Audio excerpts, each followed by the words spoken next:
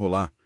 Nesse Deep Dive, a gente vai mergulhar num material bem interessante sobre o que ele chama de DNA da vida cristã. Sabe, a fonte começa com uma analogia curiosa. Compara a descoberta do DNA biológico, lá por Watson e Crick, né? Aquela molécula da hereditariedade, com um conceito espiritual chave. Nossa missão aqui é tentar entender como essa fonte define essa essência, esse DNA espiritual, e o que isso significa na prática, segundo eles.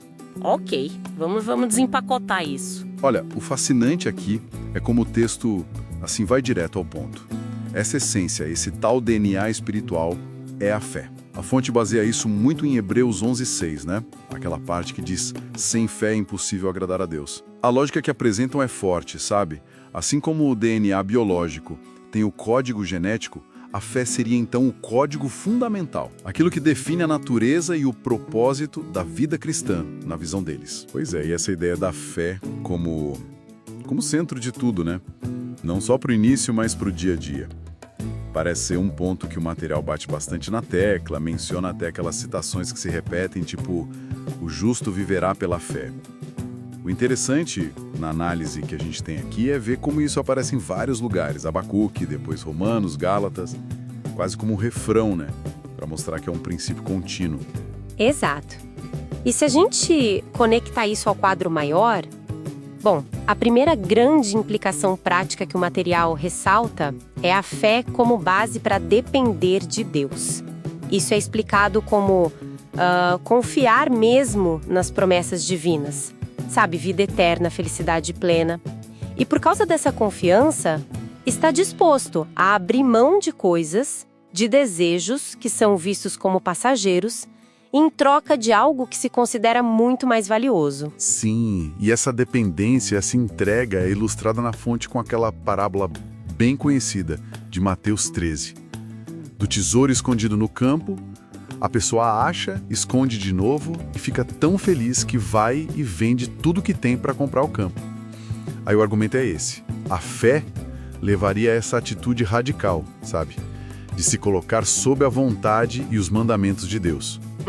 Isso mesmo. Está gostando? Dê sua opinião. Clique no gostei ou não gostei.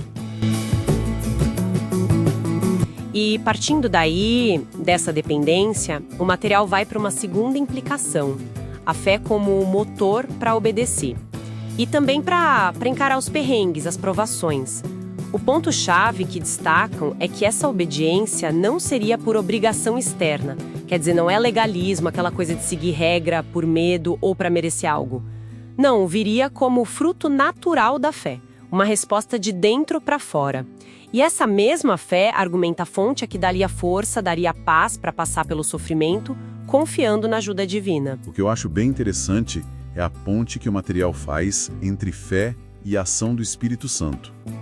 É curioso como descrevem a fé como a obra principal do Espírito na pessoa, sugerindo que é essa fé ativada pelo Espírito que transforma mesmo, que produz amor, alegria, paz, paciência, aquela lista de Gálatas 5, né? Quer dizer, não é só acreditar e pronto.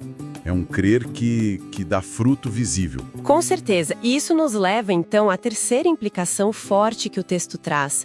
A fé como o próprio alicerce do caráter cristão. A fonte até usa um exemplo bem forte, Jesus orando especificamente pela fé de Pedro, lá em Lucas 22, um pouco antes da negação. A interpretação que dão é que a preocupação ali não era só com a ação isolada de Pedro, mas com a base da vida espiritual dele. Se a fé falhasse, bom, aí tudo poderia desmoronar, entende? Faz todo sentido.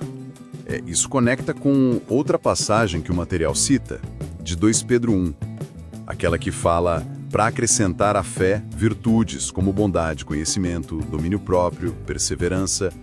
A leitura que fazem é essa.